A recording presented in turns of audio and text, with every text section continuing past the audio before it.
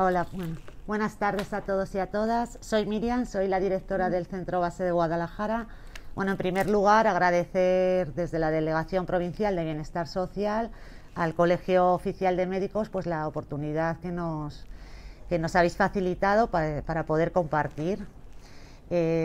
Bueno, creemos que este tipo de encuentros son fundamentales pues para todas las profesiones que trabajamos con personas, porque bueno, para nosotros es vital la coordinación y el trabajo en red. Creemos que a través de este tipo de jornadas pues podemos compartir y poner en común aspectos para facilitar el trabajo a ambos y por otro lado mejorar nuestro día a día, porque al final trabajamos con las mismas personas y compartimos el objetivo común, que es el bienestar de todas las personas. Yo no me quiero extender mucho, simplemente contaros un poco. Bueno, el centro base, sabéis que estamos ubicados en la Avenida de Castilla, pertenecemos a Bienestar Social y al Servicio de Discapacidad.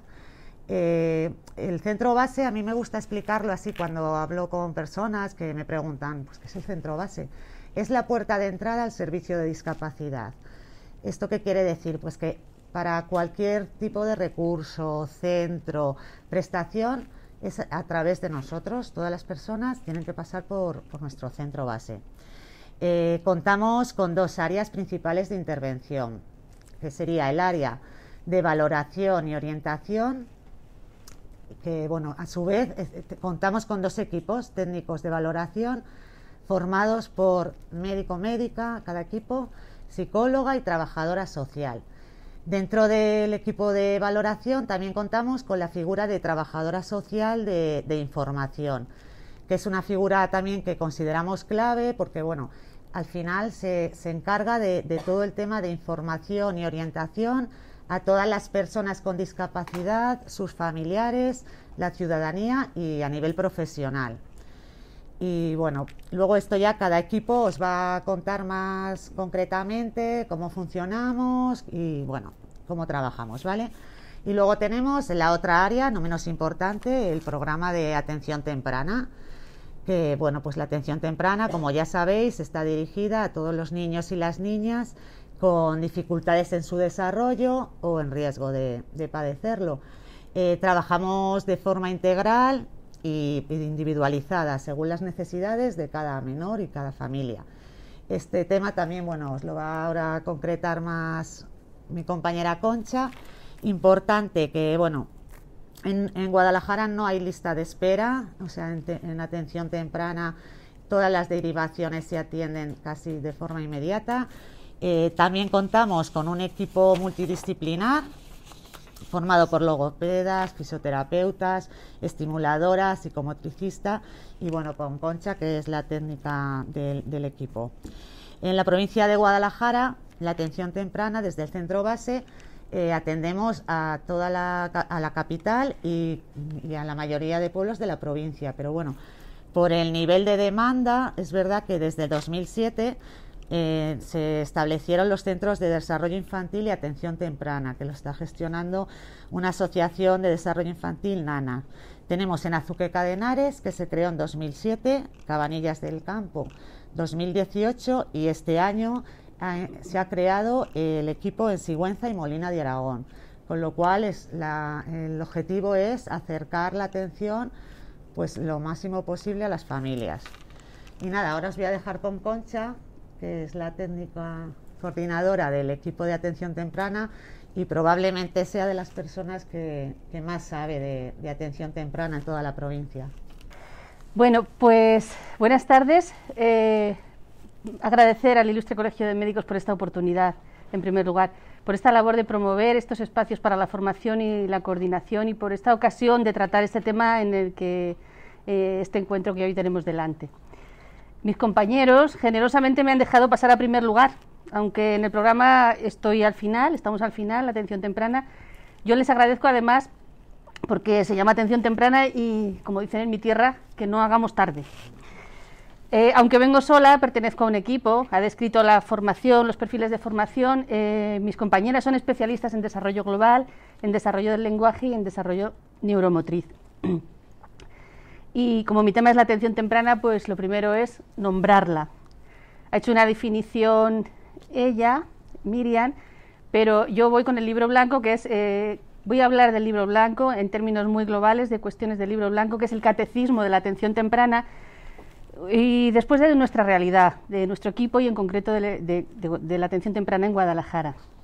Así que bueno, voy con la definición del libro blanco: conjunto de intervenciones dirigidas a la población infantil de 0 a 6 años, a la familia y al entorno, que tienen por objetivo dar respuesta lo más pronto posible a las necesidades transitorias o permanentes que presentan los niños con trastornos del desarrollo o que tienen riesgo de padecerlos.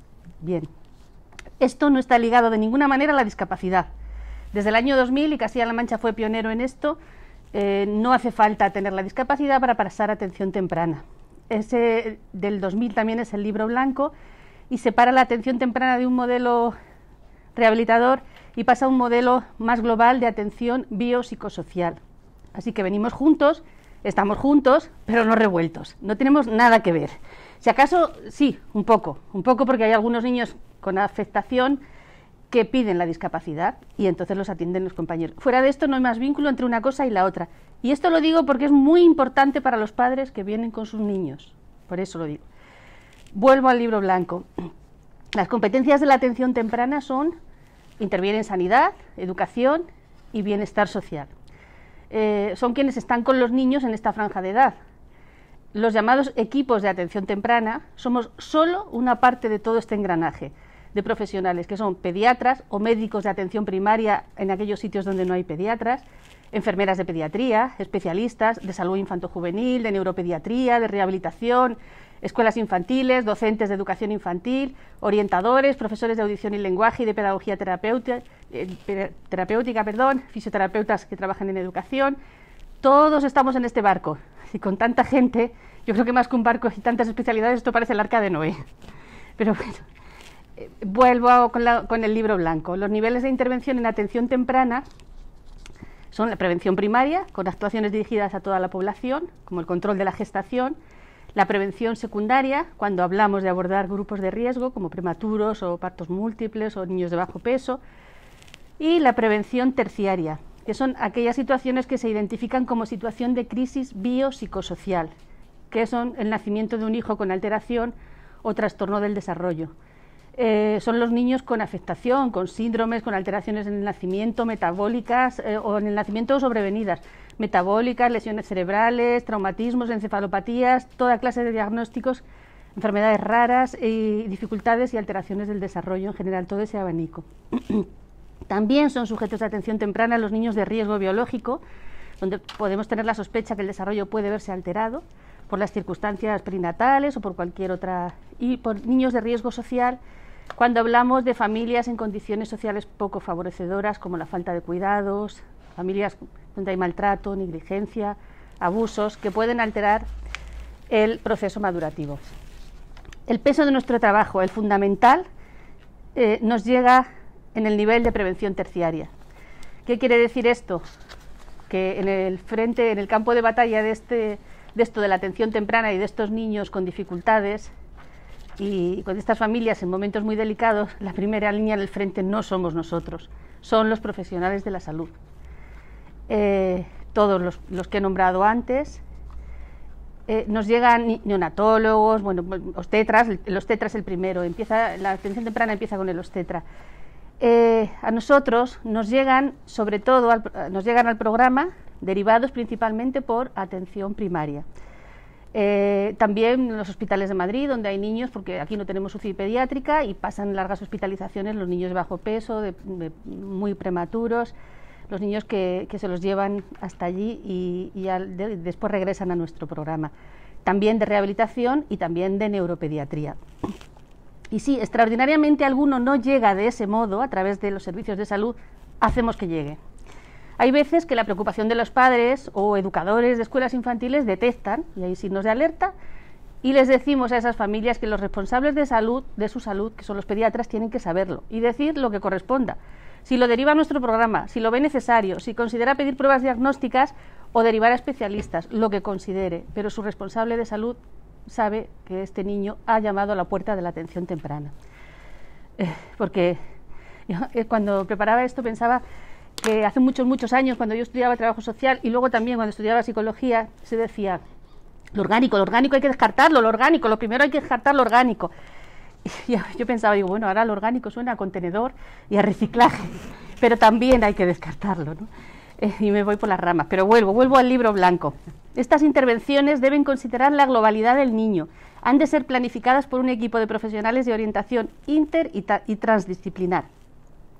Así que incorporamos nuestro saber, de nuestro modelo anterior, del que bebemos del modelo rehabilitador, y incorporamos el paradigma de Robert McWilliams, el paradigma actual, que tiene en cuenta a la familia como un agente esencial en la planificación del trabajo que haremos.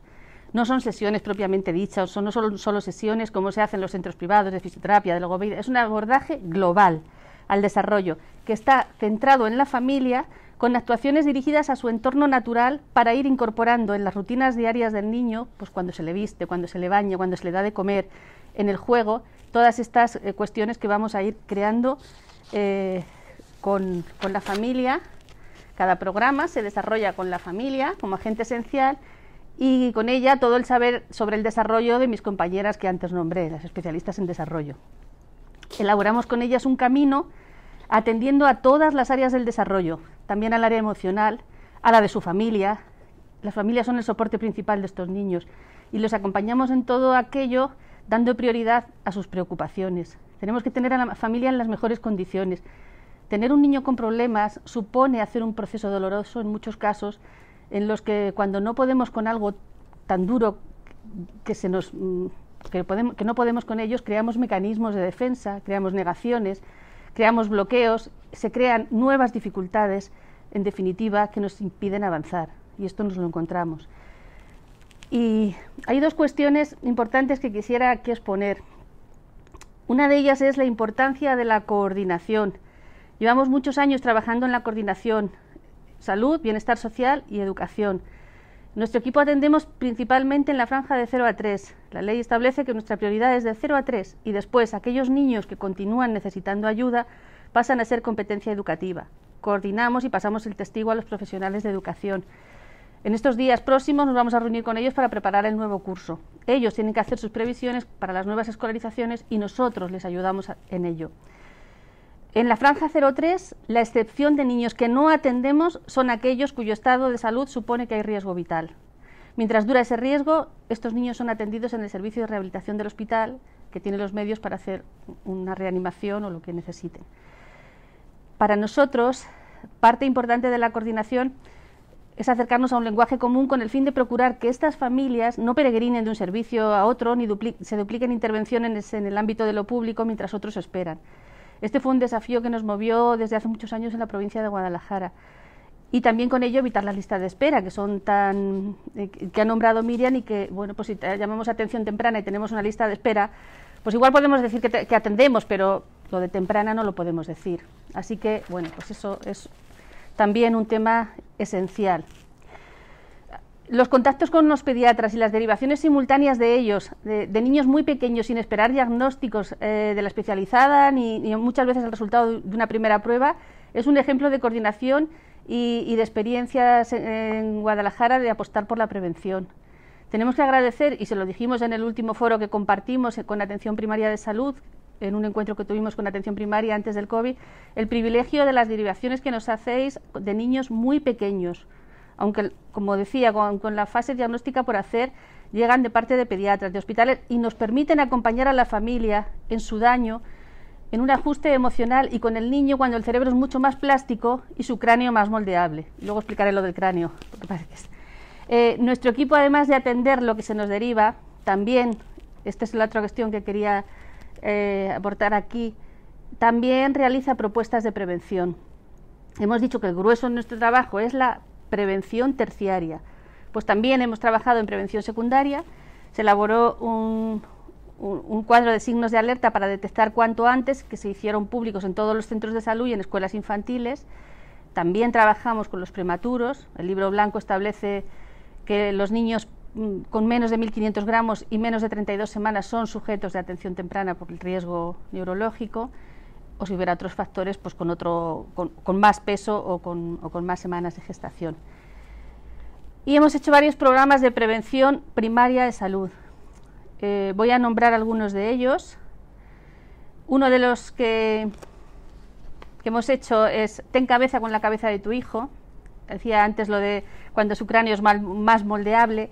Nos llegaban niños que llegaban con plagiocefalia, con asimetrías, con alteraciones posturales, con fechas próximas al cierre de fontanelas, y nos planteamos que había que adelantar la llegada de estos niños, y hicimos un cartel informativo para los centros de salud, porque además es ahí por donde pasan todos los niños, donde se hacen los controles del niño sano, donde está la posibilidad de llegar a toda la población y que estos padres y que que estemos atentos a cómo está la cabeza de ese niño y nos lleguen antes. Y nos ha dado un resultado estupendo. Los niños vienen muy pequeños, muchas veces ellos y los padres o ya ni vienen, que lo cuentan, no, si ya lo ha corregido, me han dicho, porque estamos todos atentos a pautas posturales y a que no sucedan esas cosas. Otro programa de prevención que estuvimos el equipo haciendo es ya estoy aquí, piensa en lo que previene y en lo que me conviene. Nos llegaban niños con retraso en el área postural por extender la pauta de no dormir al niño boca abajo por la muerte súbita a los tiempos de vigilia, o sea, no le ponían nunca boca abajo.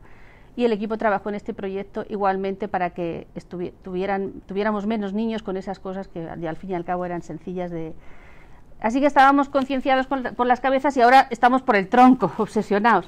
La espalda nos sujeta toda la vida y se está conformando, y es la que se está conformando en estas primeras etapas, y ahora todo va muy rápido y todos tenemos que sentar a los niños antes de que estén preparados, antes de que estén maduros y sean ellos los que lleguen a esa posición. Entonces, pues eso, que la idea es que los pequeños, si se les dan oportunidades, lo hacen solo, pero tenemos muchas cosas en contra. Nuestra referente es Pickler, que habla del movimiento libre y lo de toda la vida, que era tirar el niño al suelo, ¿no? Estos aparatos modernos que hay ahora, las hamacas tan maravillosas, los tacatar, los pimbos, los columpios esos que tiran a los niños en las puertas y que hacen presiones sobre su columna, pues van en nuestra contra. Porque lo que necesita un bebé para estimular su área postural es muy poco.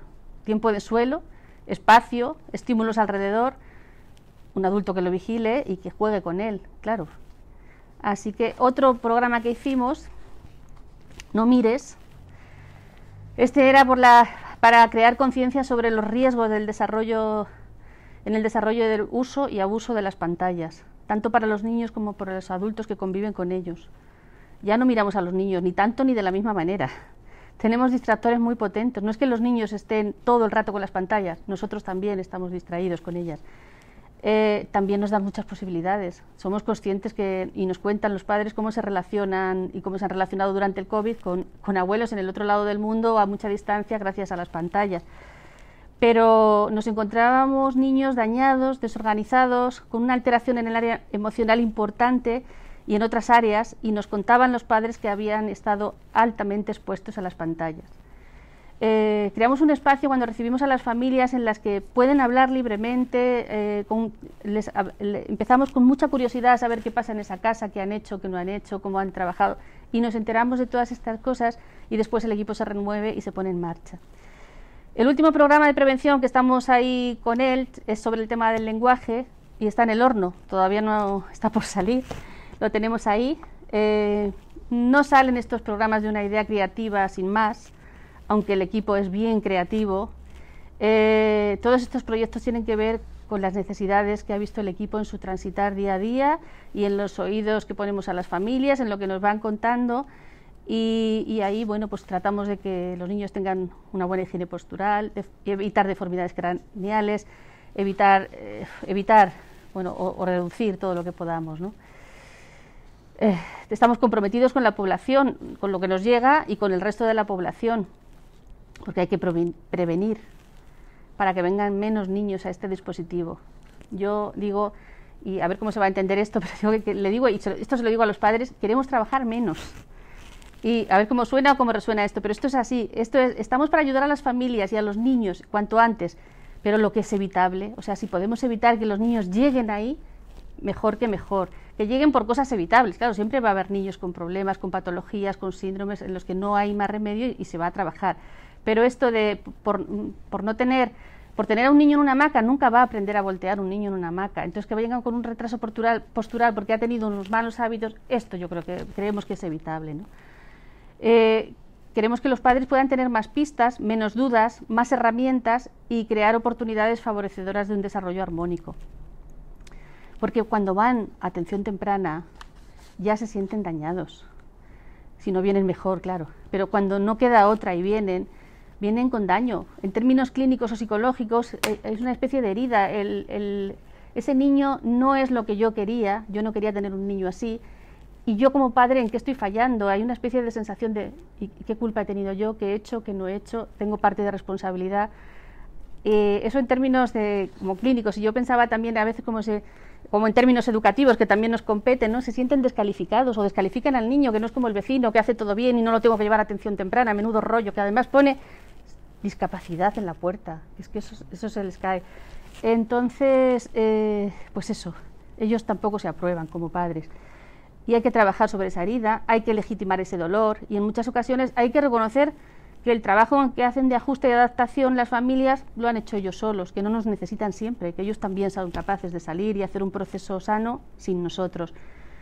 A veces prevenir y a veces estar atentos a todo, tener a los niños cuanto antes, es un equilibrio difícil. También vemos la otra cara, que no hay que patologizar. Nos encontramos en una sociedad competitiva que todo va muy rápido y nadie quiere quedarse atrás. Y hay una emergencia ahora de los padres por el tema del lenguaje expresivo, que todos los niños a los 2 años tienen que decir frases, pedir el pis y la caca, contar historias. Y bueno, hay niños muy verbales a los 2 años, pero hay otros niños que están haciendo un proceso sano, natural, madurativo, y si no hay otros signos de alerta, no tienen que estar en un dispositivo, no tienen que llamar a ninguna puerta, ni de lo público, ni al programa de atención temprana, ni de lo privado, ni nada. No hablan los niños más rápido ni mejor por buscar ayuda cuando están haciendo un proceso madurativo. Siempre tenemos, además en el equipo, nuevos desafíos, el bilingüismo, lo intercultural, o sea, son niños a veces que no tienen el lenguaje en castellano, que están recibiendo 2 idiomas, o estos desafíos también los tenemos. Trabajamos en etapas muy tempranas, no hacemos diagnósticos categoriales, son diagnósticos funcionales, vemos lo que puede y lo que no puede hacer el niño y desde ahí empezamos a trabajar. Los niños se van de alta por cumplir los objetivos, por pasar a ser atendidos en otros contextos, como el contexto educativo, transitar a ese contexto, o por otras cuestiones como traslados o bueno, pues otras causas. Yo pues, he venido sola, pero quiero agradecer al equipo que tengo detrás su experiencia y su empuje. Son imbatibles al desaliento, eso lo puede decir Miriam. No nos paramos quietos, asumimos nuevos desafíos con el saber que teníamos de antes, las que ya vamos cumpliendo muchos años, y el bagaje de otros tiempos y los cambios que nos van incorporando, que esto no se para, ¿no? Y quiero agradecer públicamente de nuevo pues nuestro apoyo, o sea, el apoyo que recibimos en atención primaria a los programas de prevención que les hemos presentado siempre y que los han recibido de verdad con unas ganas y que son esenciales, y de ellos nosotros no hacemos nada. O sea, si nosotros hacemos un programa de prevención y no llega a la población y no llegan los momentos en los que se hacen las revisiones del niño sano, en los que se mira a los niños, en los que el pediatra o el enfermero tiene delante al niño, pues no podemos detectar antes, ni detectar mejor, ni darles estas consignas de que tengan más posibilidades, más oportunidades o mejores. Y también valoramos las derivaciones acertadas y respetuosas que recibimos de los pediatras. Nos llegan desde un lugar muy tranquilo. Cuando llegan les han dicho ir allí, vamos a hacer, o sea, ruego valorar la atención temprana, nos han dicho que sí, que tal, que nos ibais a... O sea, estamos haciendo todo lo posible para que esto sea menos gravoso para ellos. Y bueno, yo ya quiero terminar, esto es muy personal, llevo muchos años recibiendo familias, he aprendido y sigo aprendiendo muchas de ellas. Muchas gracias. Buenas tardes. Lo primero, agradeceros a todos y a todas que hayáis venido y que nos hayáis acogido para que os contemos todo lo que queríamos contaros. Hemos elaborado un PowerPoint para no olvidarnos de nada, sobre todo, y en principio venimos en representación de los 2 equipos de valoración que hay en el centro base, que ya os ha comentado la directora del centro. A José Ángel creo que lo conocéis, es el médico de uno de los equipos, y yo soy la psicóloga, me llamo Maribel. Queríamos antes de entrar a la valoración, explicaros un poquito cuál es nuestro trabajo, en qué nos basamos, qué tenemos de referencia y un poquito lo que hacemos. Queríamos explicaros que la valoración de la discapacidad está basada en lo que nos viene dado en un Real Decreto publicado hace muchos años, lo tenéis en el Boletín Oficial del Estado, lo podéis consultar, lo podéis ver.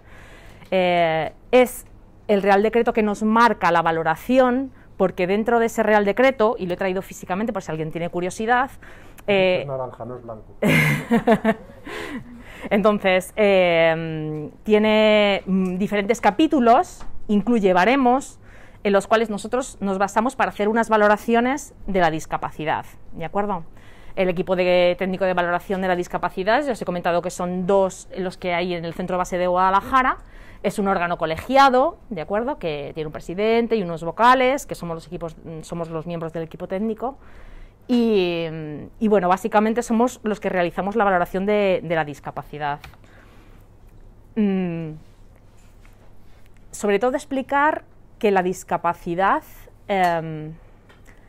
tiene que ver con las limitaciones y con las secuelas, como pone ahí, y que son deficiencias permanentes lo que nosotros valoramos, ¿de acuerdo? Esto es muy importante de cara al punto de contacto que luego tenemos pues con vosotros también, con los médicos, ¿no? Es decir, nosotros, el diagnóstico de la enfermedad para nosotros no es un criterio de valoración en sí mismo. Nosotros valoramos la repercusión que tiene esa enfermedad o esa patología en la vida diaria de esa persona, ¿de acuerdo? Por eso necesitamos que haya un diagnóstico de una patología, un tratamiento, un tiempo mínimo, y que esta patología esté documentada para que nosotros podamos valorar luego lo que esa patología genera en su vida diaria, ¿de acuerdo? O sea, que el diagnóstico de una enfermedad realmente, aunque lógicamente viene aparejado normalmente en un grado de discapacidad, pero en sí mismo, nosotros, aunque sea un requisito, no es suficiente como para poder hacer una valoración de discapacidad, ¿vale? Os lo pongo ahí un poco. Y sobre todo, queríamos insistir mucho sobre el concepto de proceso agudo para nosotros, que no tiene que ver con un proceso agudo desde el punto de vista médico, ¿de acuerdo? Porque para nosotros necesitamos que haya un tiempo de tratamiento, que se hayan agotado esos tratamientos en la mayoría de los casos, ¿de acuerdo?, para poder proceder a la valoración. Este es un punto muy importante, porque si no, desde nuestro punto de vista entendemos que todavía no se han aplicado todas las medidas rehabilitadoras y que no se puede hacer una valoración de la discapacidad como tal, entendiendo la discapacidad como secuelas, ¿de acuerdo? Eso es muy importante, sobre todo pues para que no nos lleguen muy temprano a la valoración de la discapacidad usuarios que están a lo mejor pendientes de hacer una terapia rehabilitadora o que están en una lista de espera quirúrgica. Entonces nosotros no podemos valorar ese proceso. Posiblemente desde el punto de vista médico el concepto que tenemos de agudo de los médicos es diferente al proceso agudo de una discapacidad, como está diciendo Maribel, ¿eh? O sea, yo creo que eso os tiene que quedar muy claro porque luego hay muchos problemas, ¿sabes? Hay muchos problemas porque le tenemos que decir al paciente, no se te puede valorar hasta que no haya pasado a lo mejor un año desde que hayas terminado hasta incluso el proceso rehabilitador, porque la secuela todavía no está establecida y no sabemos la limitación funcional que va a generar en su vida diaria.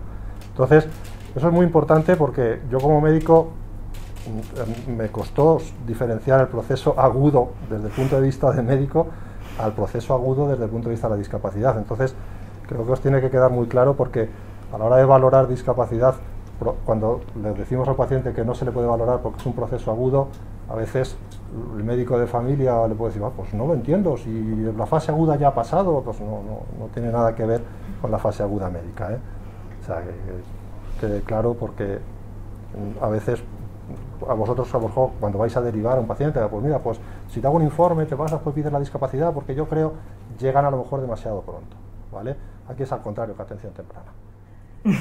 Igual que el libro es naranja y es el blanco, o sea, no tiene nada que ver. Claro, y luego hay determinadas enfermedades o patologías en las que, aunque es verdad que el Real Decreto en algún momento marca que hay que agotar todas las medidas rehabilitadoras, pero eso realmente no lo hacemos porque imaginaos determinadas patologías que evolucionan a brotes y que son tienen una larga proyección. A ver, estoy pensando en las patologías psiquiátricas, ¿no? O sea, ¿cómo vamos a esperar a que agoten todas las medidas? Pues sí, hay mucha gente que está toda la vida o gran parte de su vida haciendo tratamiento. No podemos esperar a que agoten todos los tratamientos y ver si es eficaz o no. Entonces, claro, normalmente tomamos como referencia 6 meses, 1 año, dependiendo de los casos y de la situación, periodo mínimo de tratamiento, pues para ver si es eficaz el tratamiento, si ha conseguido estabilizar a la persona o no, y entonces sí que procedemos a la valoración. Y la valoración se hace en periodos intercríticos, ¿eh? O sea, las enfermedades que cursen en brotes se valoran en periodos intercríticos, ¿no? O sea, entre brotes, lógicamente. Bueno. Queríamos contaros también que la valoración de la discapacidad, existen unos determinados tramos de discapacidad, en los que por llegar a esos tramos se obtienen una serie de beneficios o hay una serie de consecuencias, ¿no? Entonces tenemos 3 tipos de tramos, el del 33, el del 65 y el del 75%. La persona que alcanza un 33% de discapacidad es considerada una persona discapacitada, con discapacidad, ¿de acuerdo? Y luego los siguientes tramos marcan un poco la gravedad de las limitaciones o la intensidad de esas limitaciones, que sepáis que la valoración médica y psicológica es la que determina la limitación en la actividad, los grados de limitación en la actividad. Si por ejemplo José hace una valoración médica y yo hago una valoración psicológica, el porcentaje que él otorgue y el que yo otorgue en mi valoración se combina, no se suma, se combina mediante unas tablas, ¿de acuerdo? Y si esa combinación de grados de discapacidad llegase a un 25%, entonces se suman los factores sociales. Esto es muy importante porque a veces la gente cree que la discapacidad es una suma de todas las patologías que tengo y eso no es real, ¿de acuerdo? Al fin y al cabo, el Real Decreto, como os he puesto al principio, es el que está marcando siempre nuestras valoraciones y por medio de baremos y tablas hay una combinación de grados de discapacidad, tanto médicos como psicológicos, como físicos como psicológicos, en los que determinan un porcentaje o un grado de limitación en la actividad y que posteriormente, y siempre y cuando se supere un 25%, se suman los factores sociales, ¿de acuerdo? Algunas veces incluso tenemos alguna reclamación en relación a esto, por ejemplo. Entonces es importante también pues, que lo conozcáis y que sepáis un poquito cómo se procede, ¿no? Y porque muchas veces también la idea de los pacientes es que, bueno, como tengo una cosa más, pues voy a ver si me suma más a lo que ya tengo. Y es que eso no es así realmente, ¿de acuerdo? También por otros motivos que luego os va a comentar José. Y bueno, el máximo tramo de discapacidad, que es el 75% o más, lógicamente ya valora que hay unas limitaciones en la actividad muy importantes y entonces ese es el momento en el que nosotros tenemos una conexión con el servicio de dependencia. En esos momentos nuestra valoración al introducirlo, bueno, nosotros trabajamos con una aplicación informática en la que al introducir los datos esto lo hace solo, esto es muy fácil, lo metemos y el ordenador lo hace y le salta en el ordenador a la dependencia y es la dependencia la que valora el baremo de la vida diaria, que ya nosotros le llamamos el equipo BVD habitualmente, ¿de acuerdo? Ellos valoran ese punto concretamente, la necesidad de ayuda en una persona o el baremo de la vida diaria, como queramos decirlo, y luego nos devuelve ese dato para que nosotros lo incluyamos en nuestra resolución. Y ya la resolución de la discapacidad saldrá con el grado de discapacidad y si este ha llegado al 75%, también llegará el dato de BVD o de baremo de la vida diaria. Lo del tramo del 33, perdona, sí. La parte de arriba, los diferentes grados de discapacidad, el 33 es porque desde el punto de vista legal se considera discapacitado una persona en España a partir del 33%. O sea, se puede ser discapacitado con un 24%, evidentemente. Tienes un 24% de discapacidad, pues ya está, es lo que te corresponde.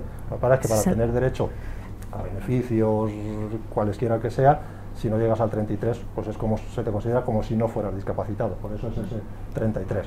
Luego el 65 y el 75 lo que nos marcan un poco es pues lo que ha dicho Maribel, la gravedad. O sea, el 75 lo que nos marca es un poco ya la persona dependiente, y entre 65 y 75, pues gente que necesita ayuda para sus actividades de la vida diaria, sin llegar a ser dependiente, pero que es más que un discapacitado de 40 años. Esto es así y casi siempre es así. Lo que pasa es que luego hay casos, por ejemplo, como el que una persona que tiene un déficit visual muy importante, en el que en dependencia, aunque les saltara ellos en el ordenador, no sería una persona dependiente, ¿eh? Y sí que tendría el máximo tramo de discapacidad, ¿de acuerdo? Ahí sí que nos diferenciamos, ¿eh? Sí, iniciamos un 75% de discapacidad por el Real Decreto, y sin embargo luego pasan a dependencia y nos vienen con 0 puntos a lo mejor de barra movilidad diaria, porque es una persona que no necesita ayuda de tercera persona para su vida.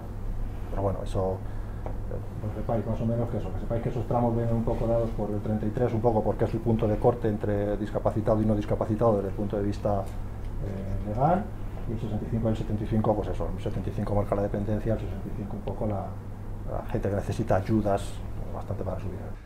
Bueno, yo os voy a hablar un poquito de los tipos de procedimiento en discapacidad, ¿vale? O sea, lo que hacemos, un poquito el día a día, lo que nosotros hacemos en nuestro día a día desde que llegamos a trabajar, ¿vale? En los diferentes tipos de procedimiento en discapacidad está la valoración inicial de discapacidad. La valoración inicial de discapacidad es el usuario que solicita que se le valore la discapacidad por primera vez en su vida. Nunca ha tenido una valoración previa, considera que es discapacitado, o su médico de cabecera, o su especialista, o un vecino le ha dicho, oye, acércate porque tienes patologías que te limitan en tus actividades de la vida diaria, y a ver qué te dicen. Bueno, pues hay gente que va muy despistada, que no sabe a lo que va, hay gente que sí sabe perfectamente a lo que va, pues porque se lo han explicado muy bien, y bueno, y otros van pues porque viven cerca y el vecino mío lo tiene, pues voy a ver qué pasa, ¿sabes? O sea, entonces tenemos de todo tipo. O sea, la verdad es que nosotros hacemos, cuando llegan los expedientes, una vez que se introducen en el ordenador por parte de los compañeros de administración, nosotros hacemos lo que se llama una junta previa, que es revisarnos un poquito el expediente, revisar un poco los informes que hay dentro del expediente, y ahí valoramos con quién se le tiene que citar. Todos los expedientes se tienen que citar con el trabajador social, todos pasan por el trabajador social, menos la solicitud de tarjeta de aparcamiento, que ahora la diré. Y luego después, en función de lo que aporte, pues puede ser que se cite también con el médico y con el psicólogo, o solamente con el médico, o solamente con el psicólogo, siempre con el trabajador social, ¿vale? O sea, es un poco la evaluación. Entonces le pueden ver 3 profesionales ese día cuando está citado, o solamente le pueden ver 2, ¿vale? O sea, depende un poco de lo que aporte, la documentación que aporte, porque como además todo tiene que ser documentado y tiene que estar diagnosticado, tratado y demás, como ha dicho Maribel, pues bueno, pues siempre aportan una documentación, y esa documentación es la que nos sirve a nosotros un poco de guía para cuando se le cite, con qué profesionales se le va a citar, ¿vale? Esa es la valoración inicial. En la valoración inicial, pues bueno, pues lo que ha dicho ella, se valora, se hace el correspondiente informe por cada uno de los técnicos del equipo. Si supera el 25% de la combinación entre lo médico y lo psicológico, se suman los factores sociales, si no, pues se queda con lo que sea, y luego pues en junta de valoración se saca el correspondiente dictamen, se firma, se manda al usuario, y ahí acaba el proceso, ¿vale? La revisión a instancia de parte de grado de discapacidad, o la RI, ¿vale?, es cuando el paciente ya ha sido valorado previamente, ya tiene una valoración inicial previa, ¿vale?, y quiere solicitar una revisión de su grado, pues por un empeoramiento de sus dolencias, de sus limitaciones. Han acontecido nuevos eventos médicos o psicológicos en su vida, y quiere que se le revise. Lo que dice el Real Decreto es que deben de pasar 2 años desde una valoración a solicitar una revisión, ¿vale?, excepto en los casos en los que, aún no habiendo pasado esos 2 años, existe un agravamiento, un cambio sustancial en la persona, o sea, un cambio sustancial desde el punto de vista médico o psicológico, ¿vale? O un error manifiesto, o un error manifiesto, si nos hayamos equivocado, una posibilidad efectivamente. De antes de 2 años revisar. Vale, entonces, lo que dice el Real Decreto es que tiene que pasar 2 años, a veces no es necesario que pasen esos 2 años en función de lo que haya podido pasar, ¿vale? Ponemos entre paréntesis lo de cambio sustancial, lo de ratificaciones, porque muchas veces al hacer esa junta previa, cuando vemos que una persona solicita una revisión a instancia de parte, primero vemos lo que ha sido valorado previamente, que a lo mejor hace 2 años, 3, o a lo mejor hace 25 años que se le valoró.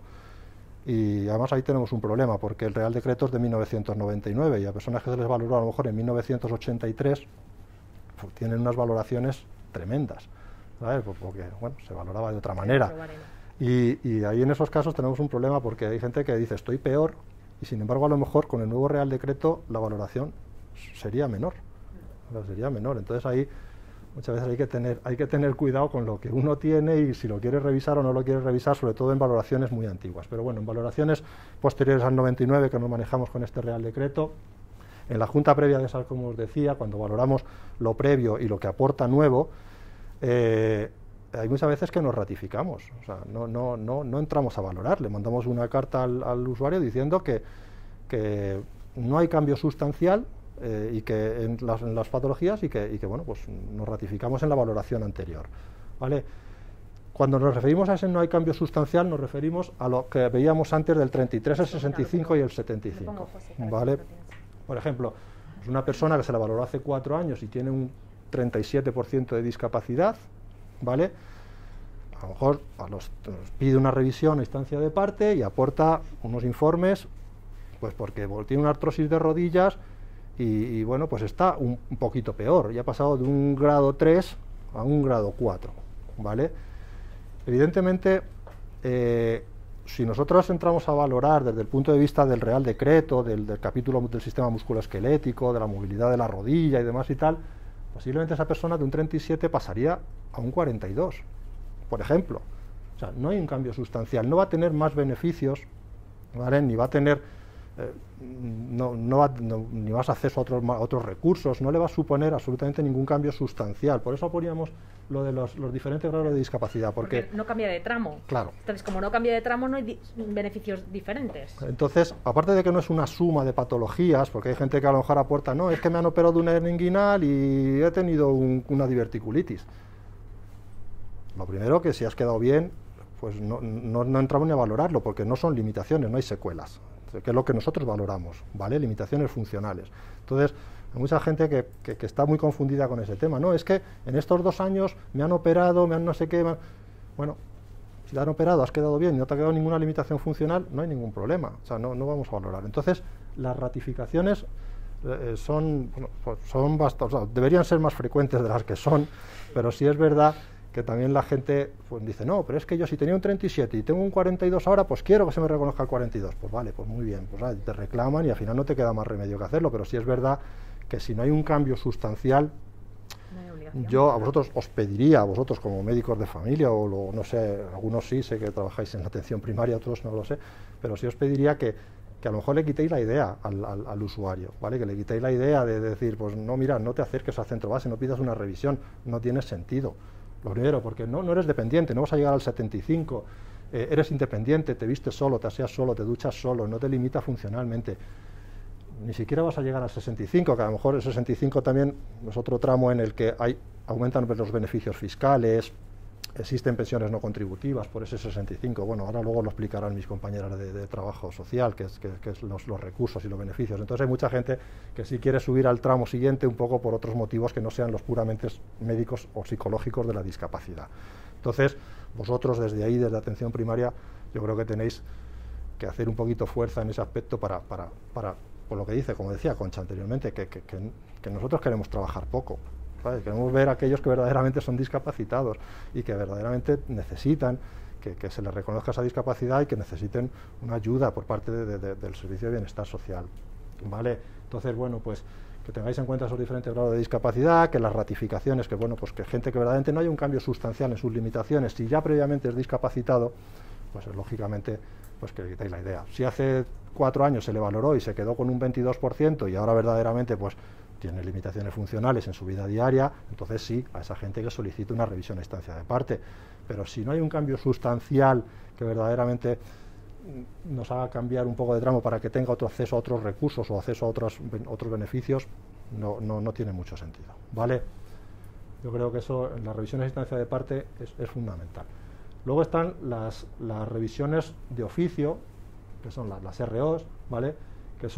Esas son revisiones a instancia nuestra, ¿vale? A instancia del propio equipo técnico de valoración. Normalmente son, sobre todo en los niños, fundamentalmente en los niños, son muchísimo más frecuentes, son revisiones que hacemos y que somos nosotros los que ponemos la provisionalidad, ¿no? O sea, luego pues cuando se caduca, pues tienen que venir a volverse a revisar. Niños o aquellas personas que, bueno, pues que entendemos que en un periodo de tiempo posiblemente vayan a mejorar, y a lo mejor ahora necesitan ayuda para vestirse, pero a lo mejor en el plazo de 5 años a lo mejor no. Y ahí también, por ejemplo, es muy importante el tema de la documentación que aportan. Porque claro, ¿cómo vemos nosotros que hay una mejora? Pues muchas veces también contrastándolo con los informes que nos llegan, en la que nos decís cómo ha evolucionado el paciente, si está estabilizado, si no está estabilizado, si ha tenido un agravamiento, si no ha tenido. Eso por una parte nos ayuda a decidir si esa persona efectivamente está peor de lo que estaba y tenemos que verla, ha habido un agravamiento que supone un cambio sustancial y tenemos que verla. Y por otra parte, en las revisiones de oficio, pues en los informes también podemos ver un poco cómo ha ido evolucionando, ¿no? Entonces yo tengo una valoración anterior con unas limitaciones, entonces veo ahora el informe y luego hago mi reconocimiento y mi valoración y digo, pues está mejor o no, o está igual, entonces ahí también es muy importante la documentación que yo tengo, porque como que me reafirma más y me confirma lo que yo pueda haber visto en mi reconocimiento, en mi valoración. Claro. Nosotros, fundamentalmente, las revisiones de oficio, la inmensa mayoría, las ponemos para bajarlas, para bajar el grado de discapacidad cuando vengan a revisión. Lógicamente, o sea, si estamos poniendo una revisión de oficio es porque entendemos que va a haber una mejoría y que esa persona pues, va a tener menos grado de discapacidad, incluso a lo mejor pierde la discapacidad porque se ha recuperado por completo, ¿vale? O sea, en otras ocasiones no, en otras ocasiones evidentemente sabemos que la patología va a ir progresando, que va a haber muchas más limitaciones y va a haber eso, pero ahí normalmente los niños, por ejemplo, también se revisa y tampoco es por un criterio de que vaya a mejorar, a veces sí, pero otras veces simplemente es por hacer el seguimiento. Pues porque los niños es verdad que luego los recursos de discapacidad intelectual concretamente son muy específicos en bienestar social y necesitamos tener muchos datos y hacer unos controles para ir viendo cómo va evolucionando esa persona y ese chico que luego vamos a tener que ayudar y que apoyar en todas sus fases o en todos los momentos de su vida, integración laboral, etc. ¿De acuerdo? Pues normalmente una persona que va a empeorar no hace falta que le pongamos un RO porque va a pedir una revisión a instancia de parte previa, casi antes de que cumpla el plazo seguramente pide una revisión a instancia de parte por el empeoramiento, ¿vale? O sea, la diferencia entre las revisiones a instancia de parte y las de oficio es que las de instancia de parte son personas que tienen un grado de discapacidad definitivo, solicitan por una revisión de su valoración, y las de oficio las ponemos nosotros, las ponemos provisionales y tienen una caducidad, ¿vale? Y luego las tarjetas de estacionamiento. Las tarjetas de estacionamiento también las gestionamos en el centro base, ¿vale? La solicitud se hace en la delegación de bienestar social, pero las hacemos nosotros, ¿vale? La tarjeta de estacionamiento puede ser o bien física, o bien psicológica, o bien sensorial, ¿vale? Y aquí os pongo el caso de la ceguera, ¿vale? Normalmente la tarjeta de estacionamiento solamente la ve o el médico, o el psicólogo, o el médico y el psicólogo. Ahí los trabajadores sociales no son las únicas personas a las que no van a ver, ¿vale? O sea, o la ve el médico, o la ve el psicólogo, o la vemos conjuntamente muchas veces porque hay dudas y a lo mejor pues tenemos que verlo entre los dos, ¿vale? En las tarjetas de estacionamiento nosotros hay un baremo, o sea, en el Real Decreto, en el anexo 3 del Real Decreto está el baremo de dificultades de movilidad, ¿vale? Además se llama de dificultades para utilizar transportes colectivos, o sea que ese baremo está encaminado a la imposibilidad para poder subirse a un autobús. O sea, ya no solamente es conducir mi coche porque tengo que aparcar cerca porque no puedo caminar, no, es que ni siquiera puedo utilizar un transporte colectivo, ¿vale? Y lo que valoramos son dificultades de movilidad, ¿vale? O sea, caminar por terreno llano, caminar por terreno con obstáculos, subir y bajar escaleras, subir cuestas, subir un escalón de 40 centímetros, que es lo que suele medir el escalón para subirte a un autobús, ¿vale? O sea, hay mucha gente que viene confundida, no, es que tengo una colostomía y muchas veces me la tengo que limpiar, no sé qué, y quiero aparcar cerca de un sitio donde tenga un baño. No, pues mire, lo sentimos mucho, pero nosotros ahí no podemos valorar el baremo no contempla esas posibilidades, ¿vale? O sea, solamente son limitaciones de movilidad.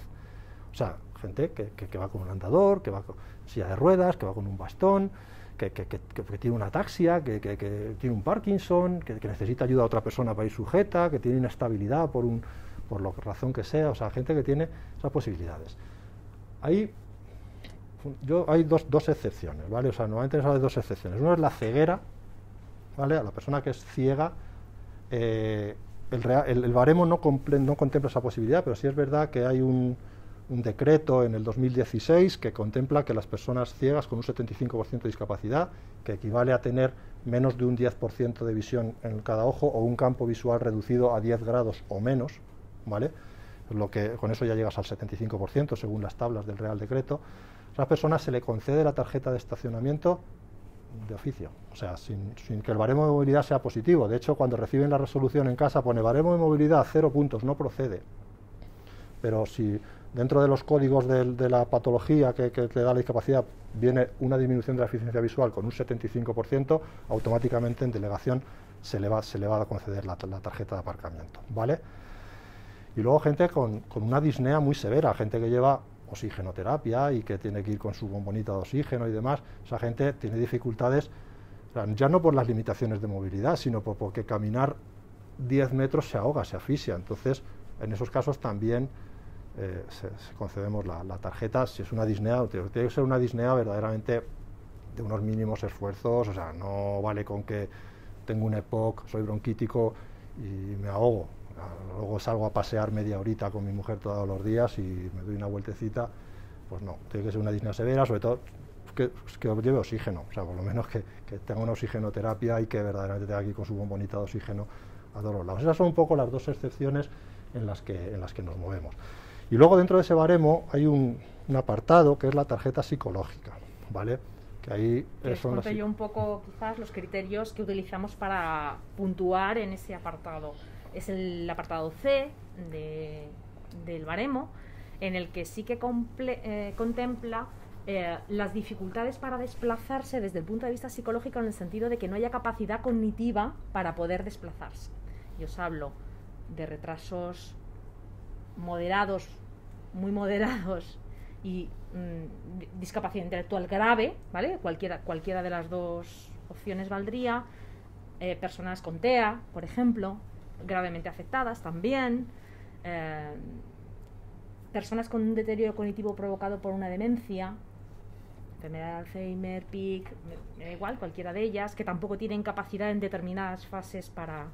Normalmente este tipo de valoraciones y del baremo se hacen presenciales, porque hay que ver a las personas que presentan ese tipo de dificultades, porque vosotros mejor que nadie sabéis que una persona, por ejemplo, con una enfermedad de Alzheimer no está siempre, o sea, aunque es verdad que precisamente ese ejemplo que he puesto es de los que suele tener episodios de desorientación más pronto, ¿no? Pero bueno, por ejemplo, una enfermedad de Parkinson que cursa con una demencia Parkinson, pues claro, desde el diagnóstico de la enfermedad no tiene esos problemas para desplazarse. Sin embargo, según se va desarrollando esa demencia y según va progresando esa demencia, que ya es degenerativa, probablemente sí que va a tener muchas dificultades para desplazarse, ¿de acuerdo? Entonces, hay un momento en el que nosotros consideramos que sí, efectivamente, no puede desplazarse ni puede utilizar un medio de transporte público por su demencia. Y entonces, ese apartado C es el que les habilita para poder solicitar esa tarjeta de estacionamiento, ¿de acuerdo?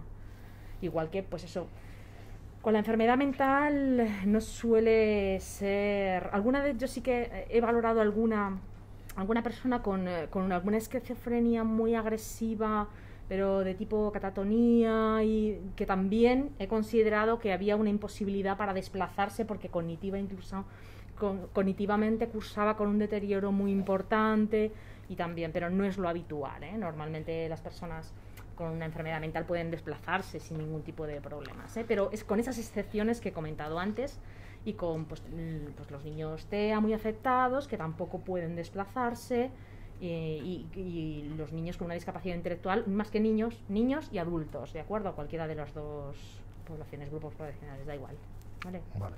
Para solicitar la tarjeta de estacionamiento hay que cumplir uno de los dos requisitos siguientes. Uno, o se tiene valorada la discapacidad previamente y es superior a un 33%, ¿vale? O sea, hay que tener una valoración de discapacidad previa del 33% o superior para poder solicitar la tarjeta, porque a veces hay muchas personas que le dicen, bueno, es que yo solamente quiero la tarjeta, porque tengo problemas de movilidad, mi artrosis ha evolucionado muchísimo, ya necesito un andador y quiero pedir la tarjeta. Y a veces tienen a lo mejor ya un 70% de discapacidad y no hay un cambio sustancial y piden una revisión a instancia de parte.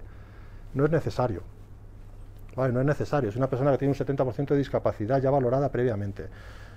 No hay un cambio sustancial en su patología, sino simplemente que tiene más problemas de movilidad. Pero no va a llegar al 75 porque no es dependiente. O sea, no va a saltar el tramo. Entonces, si como tiene la valoración previa, puede pedir la tarjeta de aparcamiento solamente. ¿Vale? O sea, no hace falta pedir revisión del grado, porque cuando hacemos las revisiones, las valoraciones, automáticamente si supera el 33, valoramos tarjeta. ¿Vale? Pero en lo que la tienen ya valorada previamente y no hay un cambio sustancial y lo que no quieren valorar el grado de discapacidad, sino lo que quieren es la tarjeta, que soliciten solamente la tarjeta, ¿vale?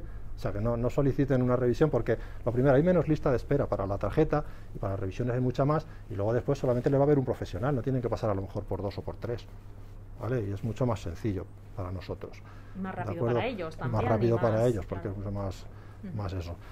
Y bueno, el otro criterio es, hay veces que no hace falta tener valoración de grado de discapacidad previo, simplemente una incapacidad permanente, ¿vale? Si se tiene una incapacidad permanente laboral, ¿vale?, se puede pedir la tarjeta de aparcamiento también, ¿vale? No hace falta tener una valoración de grado de discapacidad previa, ¿vale? Bueno, pues ahí en ese caso, pues no tenemos valoración de grado de discapacidad previa, pero bueno, pues en la tarjeta tiene una incapacidad permanente y la valoramos también.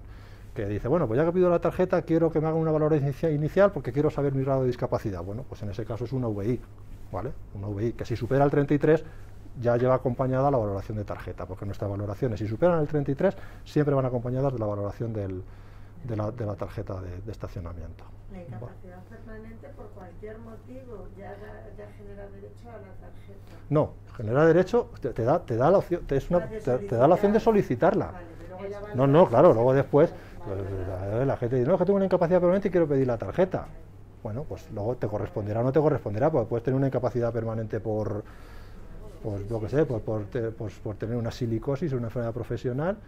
Si tienes mucha disnea, si te corresponderá, si no, pues no te corresponde, ¿vale? Y no te corresponde. Es que la tarjeta es como ¿verdad? Es lo que es el regalo principal, o sea, todo el mundo quiere la tarjeta, todo el mundo quiere la tarjeta. Es que me vendría muy bien aparcar, sí, claro, a todos nos viene muy bien, pero bueno, claro. Entonces, bueno, pues eso, que también os animo a vosotros a que quitéis la idea a mucha gente, no, es que voy a pedir la tarjeta de estacionamiento. Sé que es muy difícil, porque como se empecinen en que la quieren, van a ir, luego le vamos a tener que decir que no, nos reclamará y ya está. Pero que es verdad que ha venido gente a pedir la tarjeta pues porque tengo un síndrome del túnel del carpo y me cuesta trabajo coger el volante. No, o sea, si no se trata de no poder conducir, se trata de no poder caminar. O sea, el problema para conducir lo vas a tener igual aparques al lado de donde vas o no aparques al lado de donde vas. Se trata de poder desplazarte desde donde aparcas hasta donde quieres llegar. ¿Vale? Es que no puedo conducir, pues no conduzca, pero puede andar. ¿Vale? O sea, que hay mucha equivocación. Y mucha gente se piensa que simplemente por tener un 33% de discapacidad ya tienen derecho a la tarjeta. No es así. Pero tienen que aportar informes también, ¿verdad? Para todo tienen que aportar, porque como he dicho al principio, o sea, nosotros valoramos secuelas que tienen que estar documentadas. ¿Vale? Además nosotros no hacemos diagnóstico. El diagnóstico tiene que venir ya, entonces, claro. Por eso es tan importante la documentación, porque nosotros cuando hacemos un reconocimiento no podemos hacer una tarea diagnóstica que lleva mucho tiempo y que nosotros les vemos para ver las limitaciones en la vida diaria que genera una patología, pero tenemos que saber cuál es. Por eso es el tema del diagnóstico, ¿eh? Hay veces que a lo mejor pues, la persona es muy mayor, tiene 93 años, yo qué sé, pues tiene una ceguera desde los 50 por un glaucoma bilateral y no tiene los papeles porque le vieron en el Gregorio Marañón y en un traslado los ha perdido, pero pues vienen, vale, no está documentado, pero vemos que está ciego, pues ya está. O sea, en esos casos... Siempre hay alguna excepción. Claro, pero sí es verdad que si no está documentado, vale, porque es lo que dicen, nosotros no... presentar una solicitud inicial y luego presentarla algo después. Depende de cuándo le vayan a mandar la documentación, de cuándo la vaya a tener. Es una lista de espera. Sí. Vamos a ver. 6 meses. se puede iniciar, pero que no es lo mejor también. ¿Por qué? Porque luego recibimos la documentación y nos puede pasar que esa patología es aguda y entonces es que no se le va a valorar. Claro. O sea, es que es mucho mejor tenerlos para nosotros, pero es que para ellos también. De verdad, muchas veces, si cuando hacemos las cosas, el 99% de las veces lo hacemos por los usuarios, de verdad, Sí. porque es mejor para ellos. Entonces, muchas veces es mejor esperar un poquito, porque, o a lo mejor muchas veces decimos, ay, que no le citen pronto, porque es que como le citen pronto no pasa Claro. el tiempo, que no sea agudo. Es que hay veces que- Por querer hacerlo tan rápido, y eso muchas veces yo entiendo que es una forma, o sea, hay que explicárselo, porque ellos a lo mejor pueden pensar, pues es que no quieren que lo hagamos, es que quieren quitarse trabajo, que es lo que piensa mucha gente, pero no es real. Al revés, nosotros lo que pretendemos es ayudarles a hacer la valoración lo mejor posible, lo antes posible, pero claro, hacerla de una forma adecuada, ¿no? Porque a veces por querer correr más, a nosotros nos pasa muchas veces cuando tenemos una patología psiquiátrica que acaba de debutar. Y es que no se puede hacer una valoración porque es que además tú dices, claro, es que yo ya sé que está muy mal, pero es que claro, es que no pasa el tiempo, es que tiene que esperar un poquito. Porque es que al final, ¿qué pasa? Que luego se pone una revisión porque tú sabes que va a mejorar y a lo mejor hasta se le quita el grado, porque ha mejorado mucho. Pero es mejor esperar. Claro, Claro. o sea, Depende. como por poder, sí se puede. Pero no es lo mejor, Claro. ni para nosotros para la valoración, ni para ellos tampoco. Aunque crean que sí se corre más, pero no, de verdad. Aparte de que esa persona que os está diciendo, esa persona en concreto, va a venir al centro base, va a presentar la solicitud. ¿Qué informes va a aportar para que nosotros hagamos la junta previa y saber con quién lo tenemos que citar? Vale, o sea, tiene que aportar unos informes, aparte del carnet de identidad, la solicitud, el plan de empadronamiento, que a veces no hace falta ni presentarlo porque lo podemos mirar nosotros, pero bueno, hace falta presentar una documentación y documentos médicos o psicológicos. Para nosotros luego en la junta previa decir a este paciente hay que citarle con el médico, el psicólogo, el trabajador social, o con el médico y el trabajador social, o con el psicólogo y con el trabajador social. Y luego ya el administrativo, cuando le corresponde, nos lo cita y ese día se le valora. Si Claro. no tenemos informes de ningún tipo, Claro. Y ¿con sobre quién lo todo, citamos? Que no esté No, completo. los informes al final sí. Claro, algún informe hay, pero Lo presento mañana, que es día 1, y a lo mejor los informes los tienes el día 28. Vale, vamos a ver, si los va a tener en un corto espacio de tiempo, vale, porque si es verdad que no, tampoco nosotros sí tenemos lista de espera. También nos diferenciamos de atención temprana en eso. Entonces, ya, que ya estoy muy atento.